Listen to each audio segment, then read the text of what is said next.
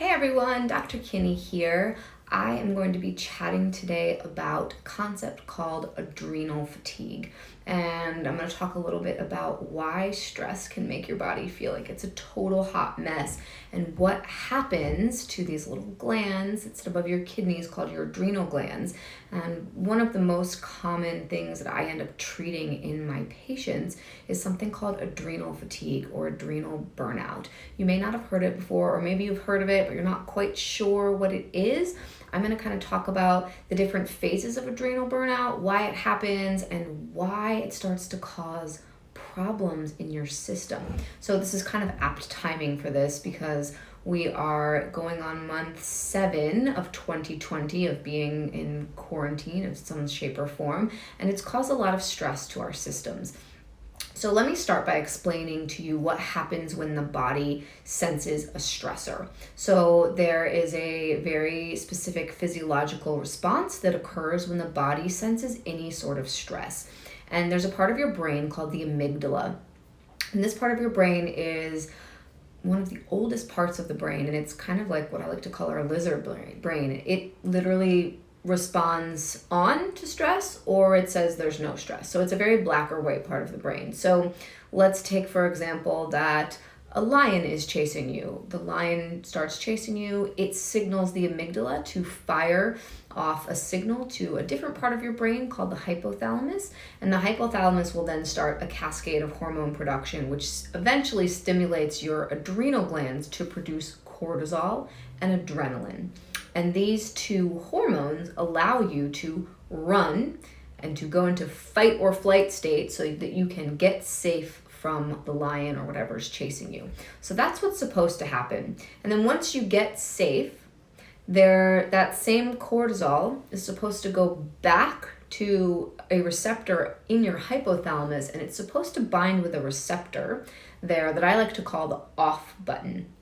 And this button, this off button receptor, is what then shuts off further production of cortisol and adrenaline and essentially takes us out of fight or flight.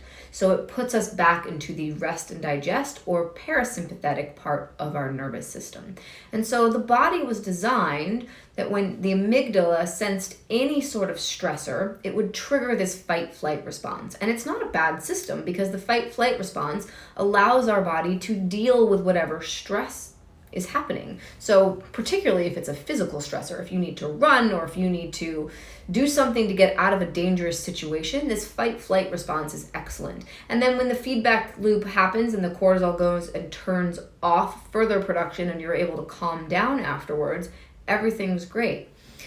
What happens, however, is if our fight-flight button is constantly being turned on. So if the amygdala is sensing fear every waking second of the day, say for example, March of 2020, when we were all put on lockdown and we all know everything that happened in March of 2020, our amygdalas were being triggered for the fight-flight response every waking hour, probably a lot of non-waking hours as well for most of us. We were waking up, we were constantly worried that something was going to harm us. So essentially what will happen in the body is if you push the on button for your fight-flight response too many times, when the body goes back to try and turn it off, the body actually kind of wisens up and it says, I'm not sure I'm going to turn this off because I'm pretty sure she's just going to turn this right back on in about 5 minutes. So the body actually down-regulates the receptor that allows your body to turn off the fight-flight response. So what happens is we get stuck in the stress response. So we're stuck constantly pumping out cortisol and constantly pumping out adrenaline.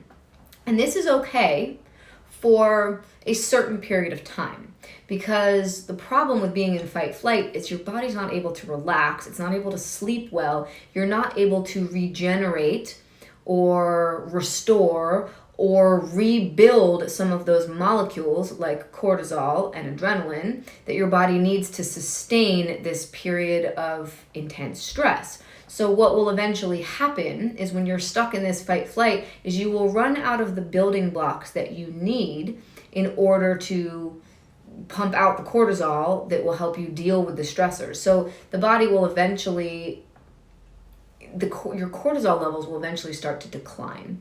And cortisol is one of your body's, it is the stress hormone, but it's also one of the most important hormones for fixing things in the body. So it's the first thing that the body will send when you get injured. So if you go bump your knee really hard and you get a big bruise, the first thing the body will do is it will send cortisol there to activate the inflammatory process to start to heal that bruise. But if you don't have enough cortisol and you hit something, so one symptom of not having enough cortisol is bruising really easily. I see this in patients all the time as they come in, they're like, I've got these bruises all over my body and they're not healing, and they don't have any anemia and there's really no reason for them to be bruising, but their body literally doesn't have enough cortisol to go and help fix that bruise. And so this can manifest in a lot of different ways. This can show up as joint pain, this can show up as fatigue, this can show up as acne, this can show up as boils, this can show up as lots of little things kind of starting to go wrong in the body, and you don't feel well, and you go to see your doctor and they tell you that all of your labs look normal, your thyroid's normal, your hormones look normal, everything looks normal, you must just be stressed. And the truth is, you are just stressed, but the problem, the actual physiologic problem that needs to be fixed is that your adrenal glands no longer have what they need to make enough cortisol, which your body uses to kind of fix all of these issues. So there are typically 4 phases of what I like to call adrenal burnout.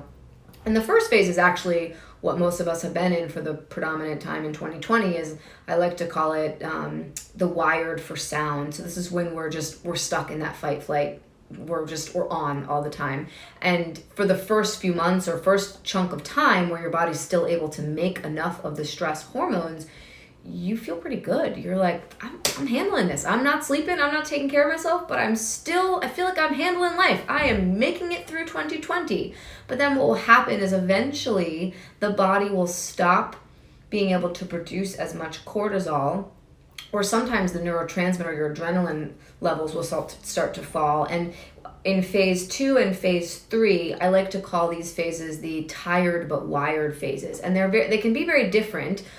Phase 2 is typically when the cortisol is still high, but neurotransmitter production is a little bit low. And this tends to look like lots of allergic reactions. You're constantly getting sick. I call this the allergic and infected phase. So this is when people are coming to me and they've suddenly developed food allergies out of the blue. They're like, I can't eat gluten anymore. I can't tolerate alcohol. This is waking me up, or I'm getting a rash, or I just feel like my system is allergic to everything. And I'm constantly having a sinus infection. And this is when the cortisol is still high, so it's triggering your immune system to be a little bit overactive, but your neurotransmitters are a little bit low, so it basically just skews the immune system to be a little bit off. So that's one way. And the other symptom that's always there is that they're tired, but they can't seem to rest, or they can't seem to sleep well at night, and there's some level of anxiety going on. And that's what phase 2 and phase 2 share together, is this anxiety and this not able to sleep even though you're feeling very, very tired. So typically you can fall asleep, but you're waking up in the middle of the night kind of feeling anxious or having racing thoughts and not able to fall back asleep very easily. So phase 3 is it's similar and different from phase 2. Phase 3 is what happens when the cortisol levels start to decline and your neurotransmitter levels are still pretty normal. And this is when people start to be in pain and feel inflammation kick up in the body. So a lot of this can manifest and people come in with unexplained joint pain, their muscles ache, they have a hard time recovering after exercise, they feel really heavy, really tired, they may be getting acne breakouts or inflammatory things going on with the skin. Sometimes this can manifest in cholesterol elevating because there's inflammation just going on inside of the body. So this is the inflamed and in pain phase of adrenal burnout. And like I said, it shares with phase 2 the same anxious, difficulty sleeping.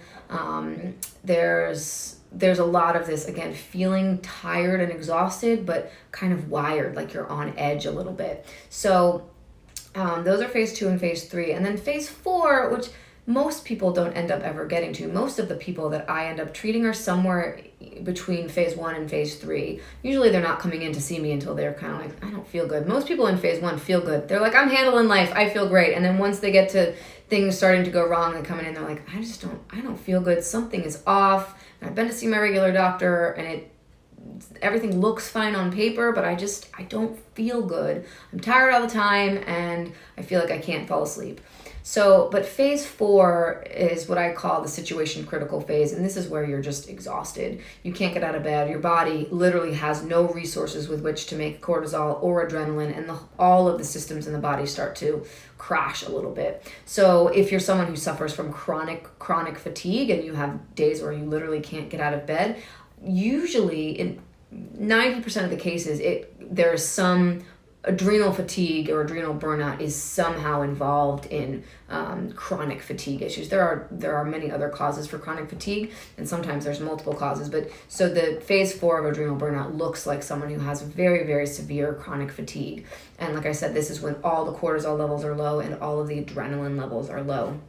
So thank you guys for watching this video. If you feel like you have any of these symptoms or I described you in one of these phases, please feel free to reach out. You can give my office a call and schedule a free consult, and we can chat about what working with a naturopathic doctor looks like. If you're interested in learning more about naturopathic medicine, you can watch the video I submitted last month on What's Up. It should still be up there. I just talk about what naturopathic medicine is and how it can help you and kind of what I'm looking for and how I work with patients.